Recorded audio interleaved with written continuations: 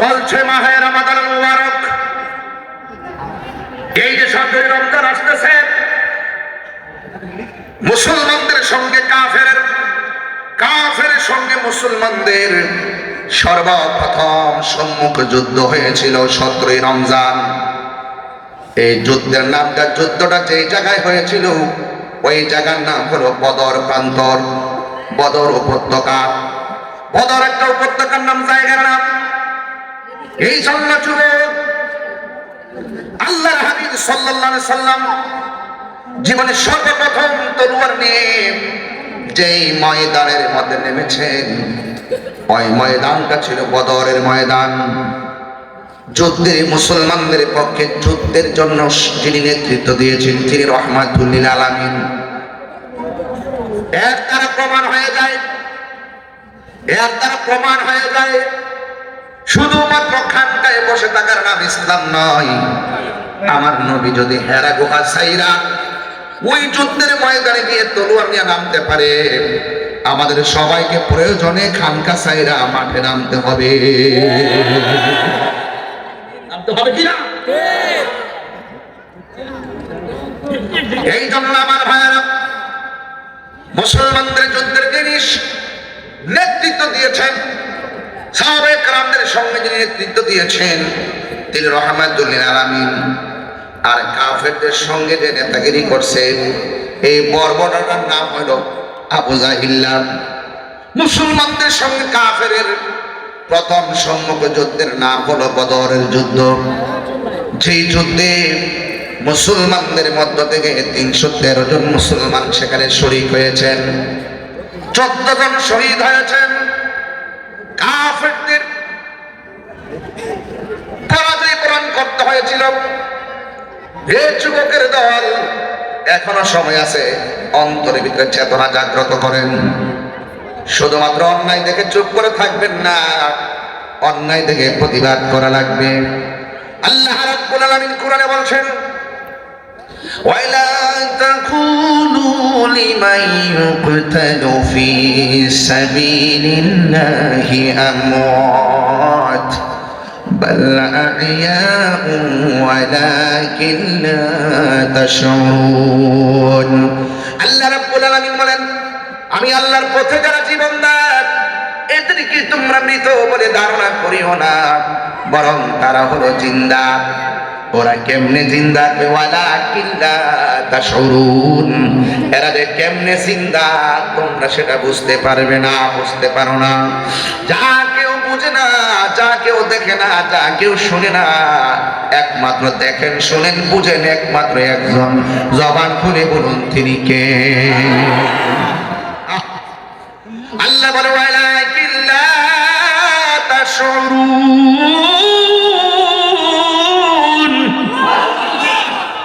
আল্লাহ বলে তোমরা বুঝো না।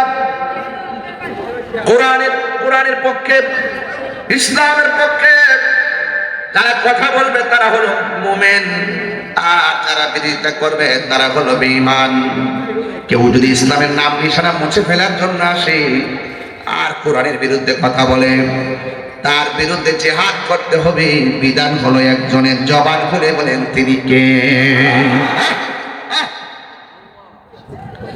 মাসের নাম হলো 17ই রমজান। কত রমজান? এই 17ই রমাদান। হায়রে, এই 17ই রমজান কত কঠিন। রোজা রাখা কত কঠিন, খাওয়ান নাই, পানি নাই। দুপুরে যখন উযু করেন, আসরের নামাজের উযু করলে আপনারা মুখের মধ্যে পানি দেন, গলাতে শুকায় রয়েছে। আল্লাহর আমরা এত ভয় করি, আসরের টাইমে মুখে পানি নেই কিন্তু গলার ভিতরে ঢুকায় না। এটার নামই হলো লাআল্লাকুম তাত্তাকুন। মুখের মধ্যে পানি নিলাম কিন্তু কণ্ঠ নিচে পানি যায় না। চোখের সামনে অনেক খাবার দেখি, খাবার আমরা খাই না। এটার নামই হলো লাআল্লাকুম তাত্তাকুন। আল্লাহ বলেন এই রোজা তোমাদেরকে পরহেজগার বানাবে, আল্লাহওয়ালা বানাবে, মুত্তাকি বানাবে।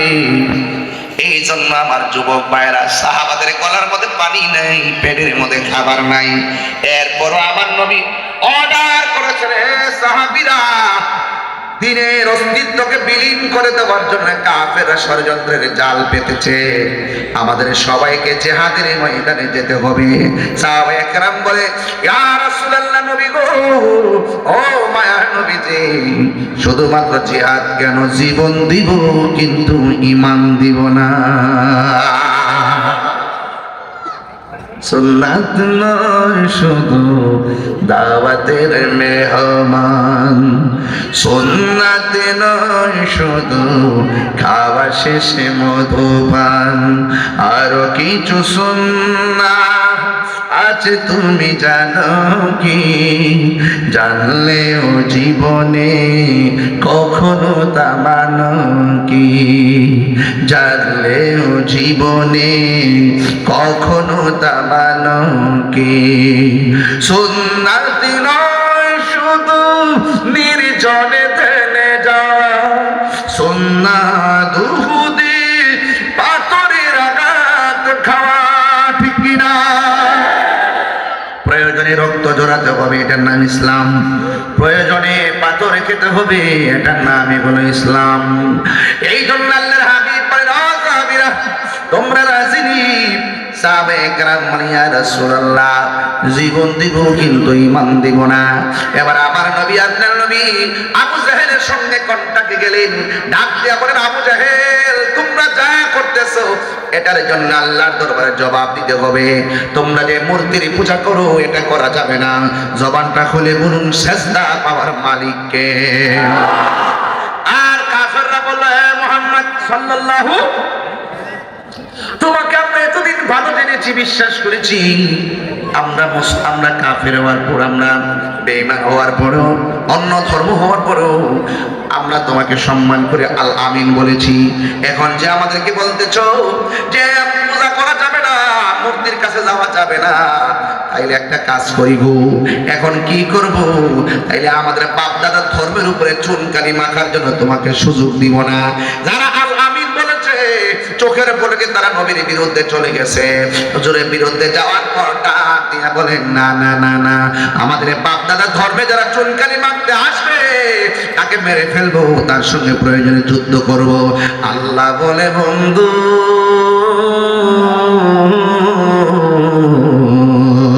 ও বন্ধু গো, হাতের মধ্যে তলোয়ার নেন। কেন? ওয়া মা ইয়ানতিকু আনিল হাওয়া ইন হুয়া ইল্লা ওয়াহয়ু ইউহা। আল্লাহ তো নবীর কথা ছাড়া কথা বলে না। আল্লাহ মানা নবী মানা নয়, নবী মানলে আল্লাহ মানা হয়। কথা না, বুলেট, এটা কথা না, এটা বুলেট।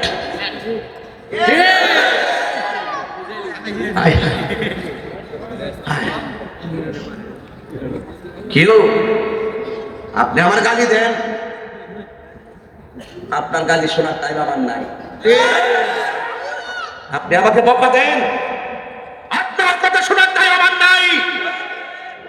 আর আমি যখন দেখবো আপনি আমার হাবিবুল্লাহকে গালি দিয়েছেন, আপনি কিসের এমপি মন্ত্রী, আপনাকে চেনার টাইম আমার নাই।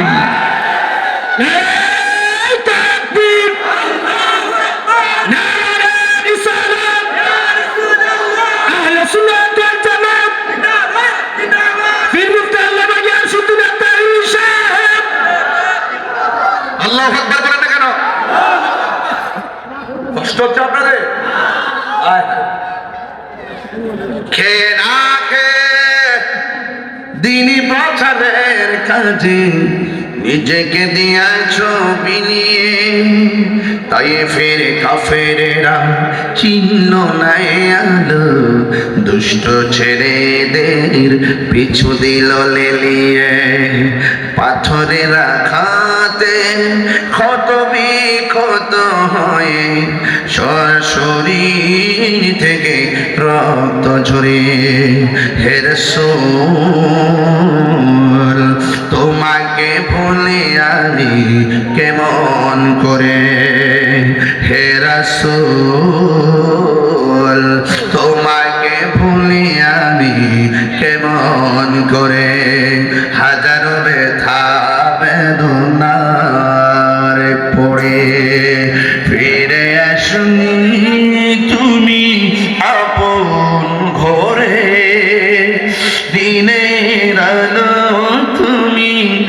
উড়িয়ে দিতে চলে গেছো মদিনায় মক্কা ছেড়ে হে রাসূল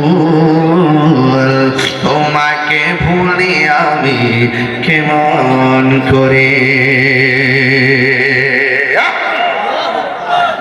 আল্লাহর হাবিব আবু জাহেলের সঙ্গে কথা বলে, হ্যাঁ আবু জাহেল তোমরা ইবাদত করবে, একজনের জবান খুলে বলেন তিনি কে?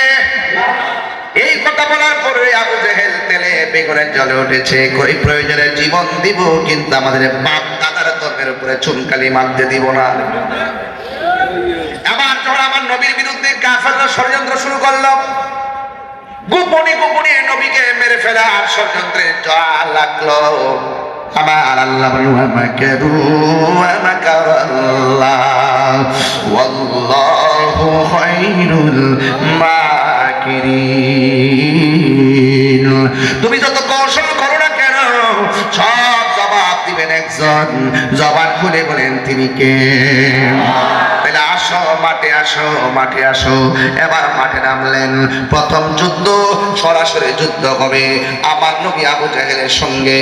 যুদ্ধের ময়দানে নামলেন, যেই জায়গার মধ্যে যুদ্ধটা হয়েছিল আমি আমার আম্মাকে নিয়ে সেই জায়গার মধ্যে ঘুরতে গিয়েছি, সেখানে দেখে এসেছি একটা স্তম্ভ আছে, ওই স্তম্ভের ভিতরে বদরের যুদ্ধে 14 জন সাহাবী যে শহীদ হয়েছে তাদের নামগুলো সেখানে দেখা যায়, আর তাদের মাকবারাগুলো পাশের মধ্যে রয়েছে, সেই মাকবারা দেখা যায়।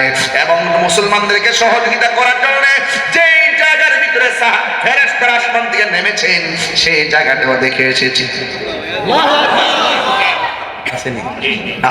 কে গেছে? আরে আমি হব মদিনা। গেছেন তো, দেখছেন তো? আমি সত্য বলছি নি কন্ত দেখছেন? হ্যাঁ, আমি তো সেফটি দিয়ে বলে লিখি আমি হব মদিনা সারা বেলা জারুদার রোজার কিনারে কেটে যাবে দিন আমারই স্বপ্ন যদি হয় পূরণ ধন্য হবে মোর জীবন মরণ। আমি হব মদিনা সারা বেলা জারুদার রোজার কিনারে কেটে যাবে দিন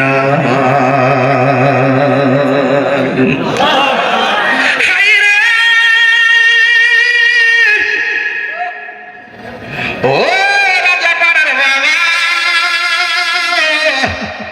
ও রাজপাড়ের বাবা, কি বলে দিয়ে যায় শুনুন শ্রীমঙ্গল ভুনবীর বাবা। মুসলমানরা সরকার বাজার আছে না সামনে, ওইটা সরকার বাজারের মানুষ আমার খুব দরকার, কই আইছিল আজকে? ওরে বাপ রে বাপ, এত লোক নেই সরকার বাজারের বেটা, সব দিয়ে সরকার বাজার, মাশা সব সরকার বাজার, ঠিক না? আচ্ছা আচ্ছা মাশা আল্লাহ, ঠিক আছে। এটাই নেই মাঠ কি পরিবর্তন হয়েছে? মাঠটা তো বড় লাগতেছে আজকে, তাহলে আগে আসলাম তাহলে স্কুলের মাঠে। হ্যাঁ আচ্ছা আচ্ছা আচ্ছা, স্কুলের মাঠের সামনে দোকান টোকান আছে না? ও আজকে তো দোকান দেখতেছি না, এই জন্য বেরোছি। ও তাহলে এটা আরেকটা মাঠ আছে, ঠিক না? তাহলে বোঝা যায় আমার মনে আছে। কি তাহিরি কেমনি হয়ে গেছে মনে আছে? কিছু জানি না, আমি টেস্ট করতেছি।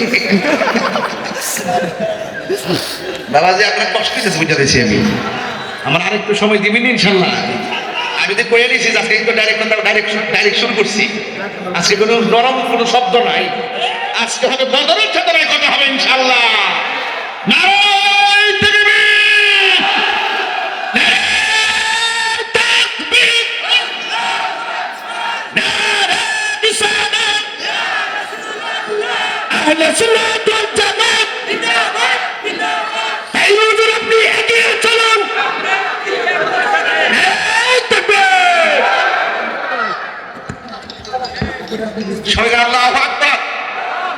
এই মুহূর্তে যদি জিহাদের ডাক আসে, এই সরকার বাজারের বাবারা রাজি আছেন কিনা বলো?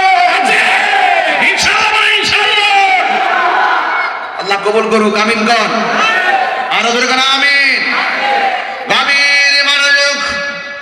আমার নবী আপনার নবী জিহাদের ময়দানে এমন একটা জায়গায় দাঁড়াইছেন, জায়গাটা হলো নিচু, আর জায়গার ভিতরে শুধু মাত্র ধুলাবালি।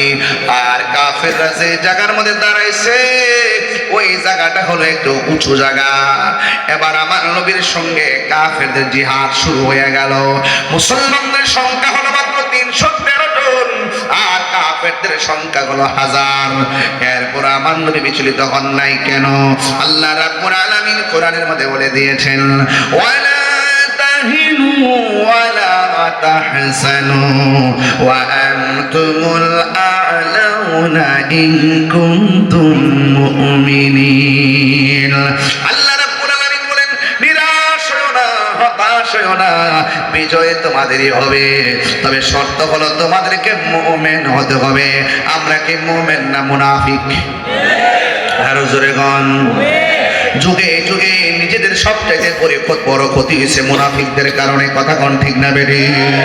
দেখবেন শত ক্ষতি দেখবেন। আজকে ইরানের অবস্থাকে তাকায় দেখেন, ওই যে বিভিন্ন মুসলমানদের রাষ্ট্রের ভিতরে অনেকভাবে তারা সমর্থন দেয় সাম্রাজ্যবাদীরে, কিন্তু এর আগে ইরানে অনেক জায়গার মধ্যে এদের যত ধরনের জায়গা টাকা ছিল, জায়গাটা ক্যাম্পাস ছিল, সবগুলো ওরাই যেতেছে। একমাত্র মনের ক্ষোভ থেকে এগুলো করতেছে।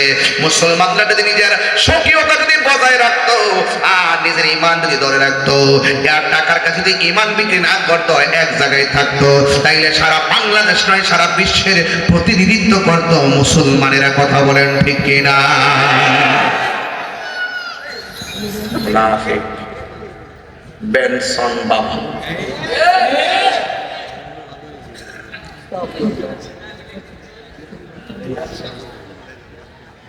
কথা ঠিক।